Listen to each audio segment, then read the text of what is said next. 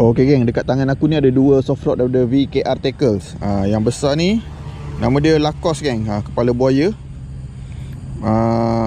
Saiz 5cm, berat dia 6 gram. Ada Kevlar juga yang ni. Dia pakai blade bentuk daun ni geng. Blade ni aku memang cukup suka. Yang kecil ni pula Minos, panjang 4cm, berat 5 gram geng. Ni pun ada Kevlar. Bismillahirrahmanirrahim. First cast of the day.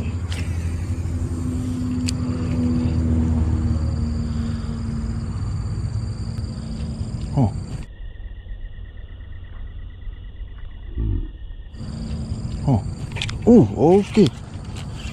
Okey geng, first cast geng. Mantap. Okey geng, mantap geng. First cast. Saya boleh tahan tau. Saya boleh tahan geng.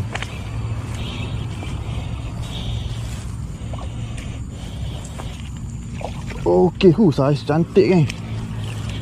Mantap. Okay geng, syukur Alhamdulillah, mencakup geng. Soft rod Lacoste tengok tu, dah telan. Padunya solid hook. Saiz padu ni dalam 800 gram. Tu kat situ geng, dia makan. Tepi je, aku main parit tepi je. Ni dia geng, mantap. Terbaik geng.